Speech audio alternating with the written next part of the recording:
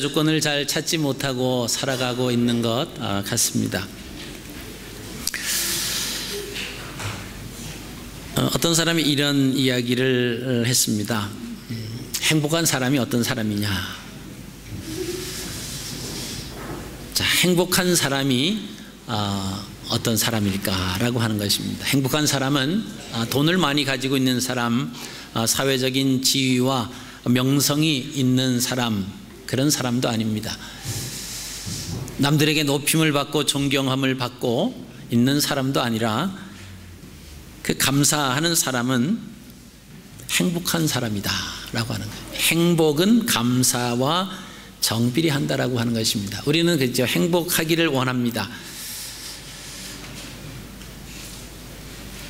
빌헤름 윌러라고 하는 분이 이런 얘기를 했습니다. 가장 행복한 사람은 가장 많이 소유한 사람들이 아니라 가장 많이 감사하는 사람들입니다. 여러분 행복해지시기를 원하십니까? 그럼 우리가 많이 감사하셔야 돼요. 먼저는 우리 자신들을 보면서 감사가 일어나야죠. 우리가 거울 앞에 서서 하루에도 최소한 한 번 이상씩은 거울을 보지 않습니까? 보면서 우리의 모습을 보면서 감사할 수 있어야 됩니다. 내 자신이 나를 인정해 주지 않으면 누가 나를 인정해 주겠습니까? 내 자신을 보면서 우리가 감사의 조건을 하나님 앞에 돌려 드릴 수가 있어야 된다라고 하는 말씀입니다. 이 세상에서 하나밖에 없는 나라고 하는 이 존재를 만들어 주시고 이 땅에 보내주신, 그리고 지금 이 순간 내가 살아 하나님 앞에서 거울을 바라볼 수 있는 이 모습을 보면서 하나님 앞에 감사하는 조건을 찾아야 됩니다. 그래서 감사한 만큼 우리의 인생은 행복해집니다. 우리 옆에 계신 분들한테 한번 고백하십시오. 감사한 만큼 행복해집니다. 네. 다시 옆에 계신 분한테 감사한 만큼 행복해집니다. 여러분들이 행복해지고 싶으시면 이제 감사하시면 돼요. 자, 그 감사의 조건은 우리가 감사의 눈을 가지고 찾기 시작하면은 많이 놓여져 있습니다. 오늘 유치부부터 시작해서 작년부를 대표해서 한 분씩 나오셔서 하나님 앞에 감사의 조건들, 감사의 고백들을 하셨습니다. 아마 들으시는 분들이 이렇게 깨달았을 수 있습니다. 아, 맞아, 저것도 참 감사한 일이다. 맞아, 저것도 감사한 일이었어. 그렇게 깨달으시기도 하고, 또 어떤 분은 나는 이런 감사도 있는데 내가 나가서 고백을 했다라고 하면 나는 이런 감사 조건을 또 추가했을 거야, 이렇게 아마 생각도 하셨을 겁니다. 네, 맞습니다. 우리는 감사 조건이 찾으면 찾을수록 많아집니다.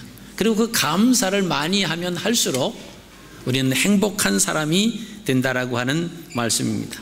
자, 누가 감사할 수 있을까요? 그리고 언제 감사할 수 있겠습니까? 누구라고 하는 특별한 대상이 없다라고 하는 겁니다. 그리고 언제라고 하는 특별한 상황도 필요치 않다라고 하는 것입니다.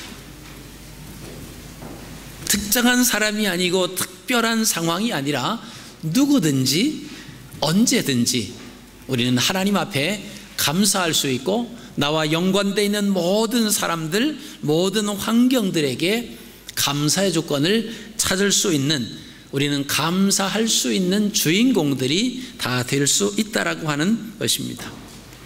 우리는 생각하시기를 좋은 일이 있을 때, 기쁜 일이 넘칠 때 우리는 감사할 수 있습니다. 그렇게 얘기하죠. 감사를 하고 싶은데 감사의 조건이 없다, 이렇게 막연하게 생각할 수 있는 경우도 있습니다. 그러나 때로는 나쁜 일이 있을 때, 억울한 일이 있을 때도, 어려움을 경험해 본 그 상황 속에서도 그 가운데서 우리가 감사를 찾으려고 하면 감사를 찾을 수 있다라고 하는 거죠. 이것은 좋지 않은 일이니까, 이것은 힘든 일이니까, 이것은 어려운 일이야, 그러니까 감사할 수 없어가 아니라 그 어려운 환경 속에서 때로는 억울한 일을 만났을 때, 나쁜 일이 있을 때 그 가운데서 감사의 조건을 우리는 찾을 수 있다라고 하는 것입니다. 오늘 본문에 나오는 주인공들을 보면 10명의 문둥병자입니다. 우리가 아시는 것처럼 그 당시에 문둥병에 걸린 사람은 같은 공동체 속에 같은 가족과 친족과 같이 살 수가 없었습니다. 문둥병에 걸리면 부정한 병에 걸렸다라고 해서 공동체로부터 떠나서 살아야 됐습니다. 아주 죄인 취급을 했고 아주 부정한 사람으로 취급을 받았습니다. 이 사람들이 회복될 수 있는 확률은 아주 극히 드물었습니다. 그래서 문둥병에 걸리게 되면 그 문둥병이 걸렸다라고 하는 것을 사람들에게 알려야 돼요. 그래서 그 판정을 누구에게 가서 받느냐라고 하면 제사장에게 찾아가서 몸을 보입니다. 그리고 제사장은 이 사람이 문둥병인지 아니면 그냥 일시적인 그런 피부병인지를 철저하게 검사를 합니다. 그리고 살펴봅니다. 시간을 두고 살펴보고 되어지는 모든 일들을 종합해서 문둥병이다 라고 하면 문둥병에 걸렸다고 선포를 합니다. 그래서 그 선포를 받으면 이제는 그 같이 사는 그 공동체를 떠나야 돼. 왜냐하면 문둥병에 걸린 사람은 부정하다고 생각을 했고요, 또 문둥병에 걸린 그 문둥병은 전염되기 때문에 사람들이 같이 할 수 없다라고 하는 것입니다. 그래서 오늘 나오는 이 10명의 문둥병자들도 같은 마을에서 살 수 없는 동구 밖에서, 동네 밖에서 자기들끼리 모여서 살아가고 있는 그런 사람들이었습니다. 사회로부터 외면을 당했습니다. 소외를 당한 사람들입니다.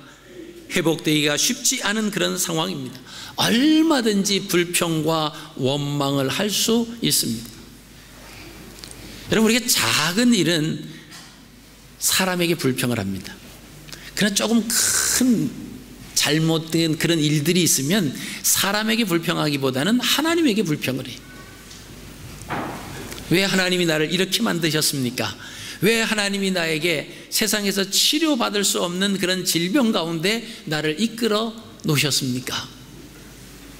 작은 일에는 사람에게 불평을 하지만 좀 큰 일이 있으면 우리는 하나님께 불평을 합니다. 그 당시에 하나님의 아들로 이 땅에 오셔서 활동하고 계셨던 예수 그리스도, 어떻게 보면 10명의 문둥병자들이 그 예수님에게 원망과 불평을 할 수 있는 그런 상황에 놓여져 있습니다. 그러나 그 사람들은 예수님을 향해서 불렀습니다. 10명이 예수님을 만나 멀리 서서 큰 소리로 높여서 예수 선생님이여 우리를 불쌍히 여기소서. 우리가 문둥병자라고 하는 거예요. 예수님은 그들이 예수님에게 가까이 오지 아니하고 멀리 서서 우리를 불쌍히 여기소서 그렇게 소리 지르는 그 모습을 보면 그 문둥병에 걸린 사람들은 자기 윗 입술을 가리고 사람들이 다가오면 부정하다 부정하다 이렇게 표시를 했어야 됩니다. 예수님에게 다가오지 아니하고 멀리 서서 이 사람들이 소리 지르는 그 모습만 보더라도 이 사람들은 문둥병에 걸린 사람들이. 그 당시에 예수님은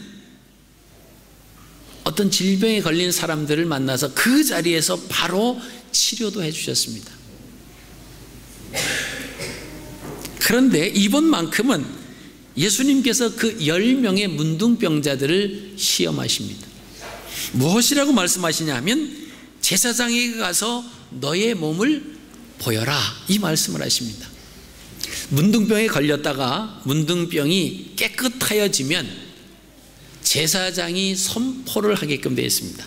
제사장에게 가서 알려야 돼요. 그러면 제사장은 그 동네 안에 문둥병자가 들어올 수 없습니다. 제사장이 그 이야기를 듣고는 그 공동체 밖으로 나가서 문둥병자를 만나요. 그래서 그 확인을 합니다. 정말 이 문둥병이 부정한 것이 깨끗해졌느냐 그렇지 않느냐 아주 철저하게 조사를 하고 살펴보고 깨끗해졌다라고 하면 선포를 합니다. 내가 이제 정하게 되었다. 그러면 그것이 이제는 가족과 함께 만나 살 수 있습니다. 동네에서 사람들과 더불어 살 수 있는 아주 놀라운 은혜입니다. 자, 그런데 오늘 예수님께서는 그 10명에게 아직 문둥병이 걸려 있는 그 10명입니다. 그들에게 하는 말씀이 제사장에게 가서 내 몸을 보여라. 몸이 나은 문둥병자들만 제사장에게 가서 이야기를 하고 제사장에게 그 몸을 보이게끔 되어 있습니다. 근데 지금 예수님은 문둥병에 아직도 계속 걸려 있는 그들에게 제사장에게 가서 너희 몸을 보여라. 이 10명은 그 예수님 말씀에 순종을 합니다.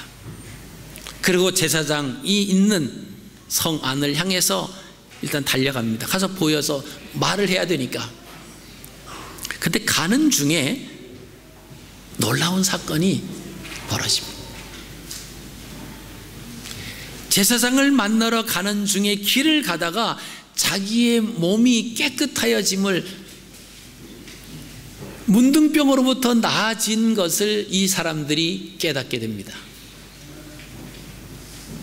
자, 그랬을 때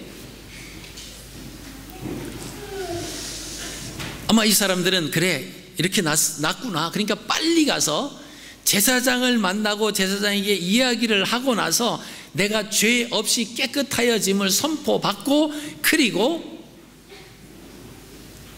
이제 공동체 속에 친척을 만나고 가족을 만나고 함께 있어야 되겠다, 그런 생각을 하게 됩니다. 누구나 다 마찬가지죠.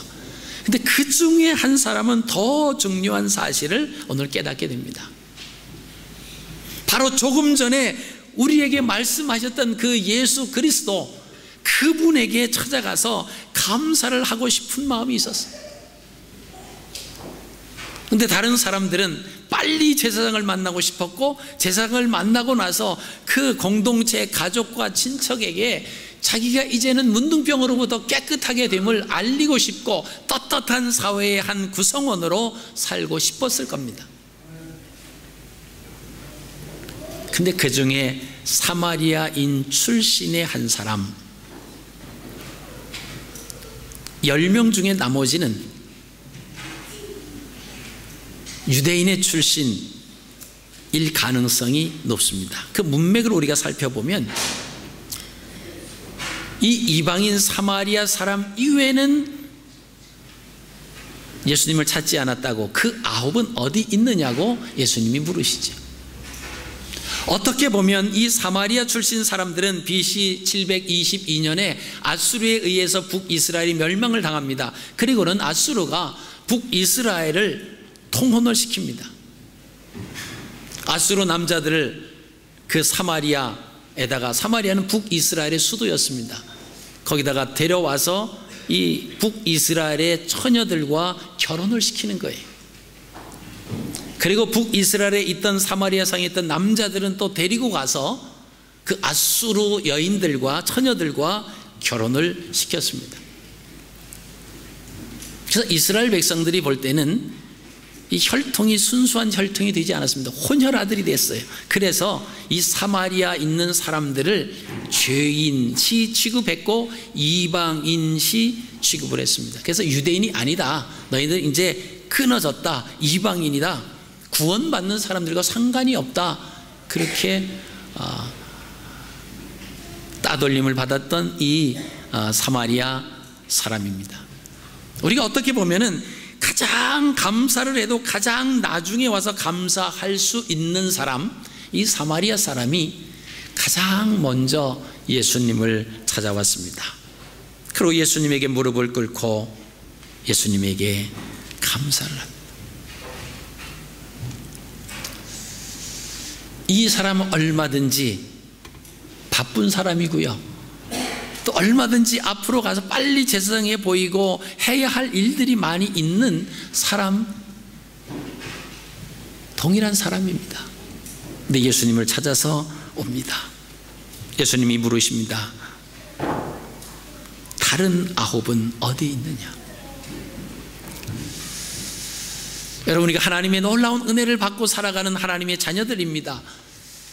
당연히 감사해야 되고 당연히 감사 조건을 찾을 수 있는 상황임에도 불구하고 그 감사를 감사로 고백되지 못하는 가운데 우리가 산다라고 하면 주님께서 오늘 이 한 사마리아 출신인 이 문둥병자였던 이 사람을 향해서 하시는 말씀과 똑같이 다른 9은 어디 있느냐?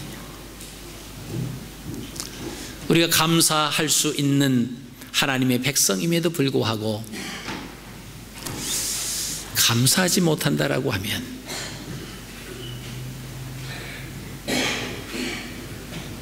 내가 지금 머물러 있는 이 순간, 내가 지금 코로 숨쉬고 있는 오늘 하루의 삶에서 우리는 얼마든지 감사의 조건을 찾을 수 있습니다. 하나님을 향해서 감사 조건을 찾을 수 있고요, 또 나와 연관되어 있는 모든 사람들 또 환경을 통해서도 감사 조건을 찾을 수 있습니다.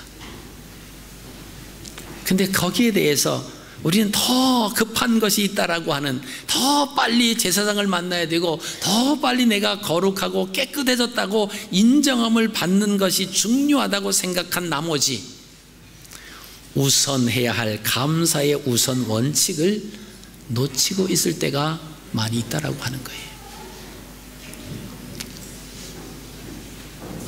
그 사람들이 제사장의 몸을 보이고 정결 의식을 행하고 가족들을 만나고 그리고 나서 예수님을 찾아서 감사했을까요? 아마 그러지 않았을 겁니다. 우리에게 감사의 우선순위가 무너져 내리면 그 뒤로 밀렸던 우선순위가 다시 위로 올라오기가 쉽지 않다라고 하는 것입니다.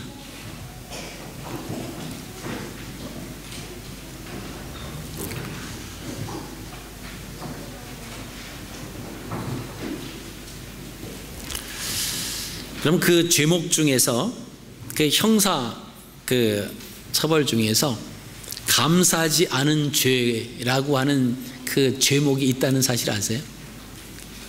감사하지 않은 죄. 세상 법정입니다. 우리나라 법률이에요. 감사하지 않은 죄 들어보셨나요? 그래서 구속이 돼요. 감사하지 않은 죄로 인해서. 무슨 일이냐면 예를 들어서 어느 지갑을 잊어버렸다고 했을 때 그 지갑을 찾아준 사람이 있잖아요. 그러면 그 지갑을 찾아준 사람, 그래서 그 지갑 속에 엄청난 그 귀중한 그 물질이라든가 돈이 있었습니다. 그러면 이 법률상으로 그 사람에게 5%에서 20%의 감사의 표시를 하게끔 돼 있습니다. 이게 법적으로 돼 있어요. 근데 그냥 알았다고 고맙습니다. 그리고 그냥 입을 딱 씻고 갔을 때 찾아준 사람이 그 사람을 상대로 고소를 하면 그 사람이 죄목을 받는데 뭐냐? 감사하지 않은 죄. 그래서 형사처벌을 받게끔 되어 있습니다. 자, 세상에 살아가는 사람들도 감사하지 않으면 감사하지 않는 죄가 있어요. 이 법에 저촉된다라고 하는 사실입니다. 그것은 뭐죠? 당연히 기본적인 거 아닙니까? 자기에게 잃었던 물건을 찾아주면 감사해야 되잖아요. 그게 당연하다라고 하는, 그래서 당연한 기본적인 것을 안 하면 법에 저촉이 돼서 죄목, 감사치 않은 죄, 이 죄를 죄목을 받고 구속된다라고 하는 것입니다. 하물며 우리의 생명을, 잃었던 생명을 찾아주신 하나님, 영원히 천국과 상관없이 살아가야 할, 지옥으로 갈 수밖에 없는 그런 가운데 놓여 있었던 내 자신, 나를 새 생명을 얻게 해주셨습니다. 하나님의 자녀 삼아 주셨습니다. 그리고 우리의 죄를 다 그 아들 예수 그리스도를 통해서 십자가에서 다 지고 돌아가게 하시고, 그리고 우리를 죄 없다고 의롭다고 인정해 주신 그 하나님의 사랑, 그 놀라운 선포, 그 은혜, 우리가 이 기본적인 것에 감사하지 못한다라고 하면 우리의 신앙은 올바로 그 길을 걸어갈 수 없다라고 하는 겁니다. 늘 감사하는데 뭐 새삼스럽게 감사주의를 정해놓고 감사 예배를 드리느냐, 우리가 그렇게 생각하실 수 있습니다. 그런데 늘 감사하는 그 기본적인 감사를 과연 우리가 행하고 있느냐라고 하는 거예요.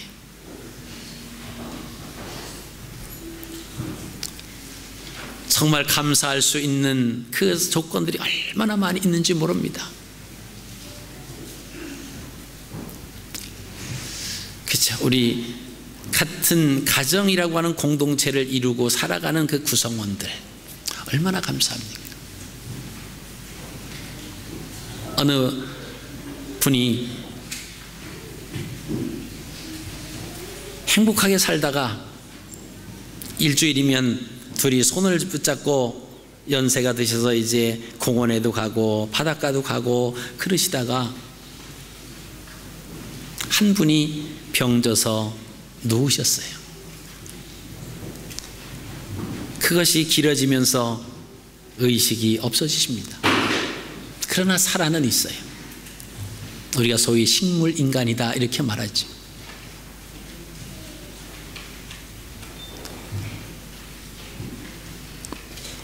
근데 그 부인은, 그 남편이 식물인간이 되어 있습니다.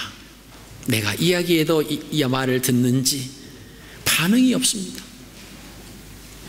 손을 붙잡고 공원을 나간다라고 하는 것은 상상도 할 수 없습니다. 바닷가를 거닐면서 그 아름다운 풍경을 바라보면서 커피 한 잔을 나누는 것, 상상도 할 수 없는 그런 상황에 있습니다. 모든 대소변을 함께 받아내야 하는 지치고 힘든 그런 가운데 놓여져 있습니다. 그런데 그 상황 속에서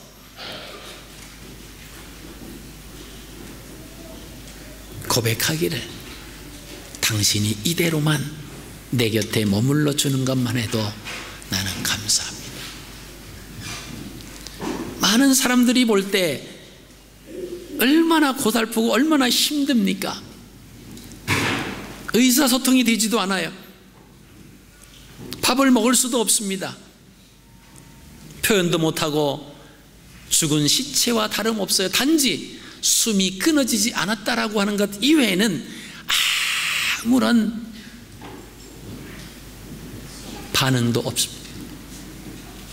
그러나 그 가운데서 옆에 있는 그 사람은 평생토록 자기와 함께 살아온 당신, 그리고 지금은 연로해서 몸져서 숨만 겨우 붙어 있지만, 그러나 이렇게라도 내 곁에 있어 줌을 감사합니다. 여러분, 이 감사가 고백이 될까요?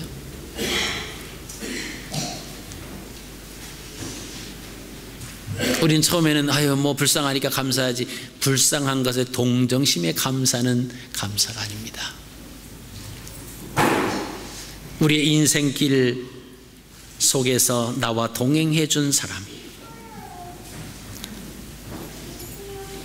가족이라고 하는 그 울타리 안에서 함께 머물러졌던 사람, 사회 속에서 서로 살아가는 그 이웃으로, 직장의 한 공동체 속에서 같이 생활하고 있는 그 사람, 교회라고 하는 공동체 속에서 함께 하나님께 영광을 돌리고 있었던 그 사람의 그 공동체 지체들, 우리가 다 감사의 조건들입니다. 근데 그 감사의 조건을 우리가 찾지 못하니까 서로 싸우고 서로 미워하고 시기하고 질투하고 원망하고 불평하는 일들이 우리에게 일어날 수밖에 없다라고 하는 것입니다. 말씀을 맺습니다. 탈무드에 보면 이런 이야기가 있습니다. 이 세상에서 가장 똑똑하고 현명한 사람은 누구인가? 모든 사람에게 늘 배우려는 자세를 가지고 사는 사람이다. 이 세상에서 가장 강한 사람은 누구인가? 자기 자신을 이기는 사람이다. 이 세상에서 가장 부유한 사람은 누구인가? 자기가 가진 것에 만족하면서 감사하는 사람이다. 여러분, 돈만 많이 가지고 있다고 해서 부자가 아닙니다. 자기가 가진 것에 대해서 감사할 줄 아는 사람이 진정한 부자다라고 하는 거예요. 우리가 오늘 감사주일을 맞았습니다.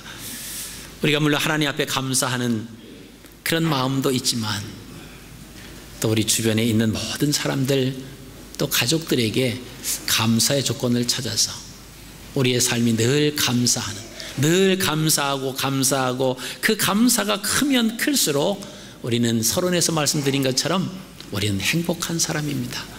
여러분, 행복한 사람 되시기 위해서라도 늘 감사하며 사시는 저와 여러분들의 삶이 되시기를 주님의 이름으로 축복합니다. 살아계신 아버지 하나님,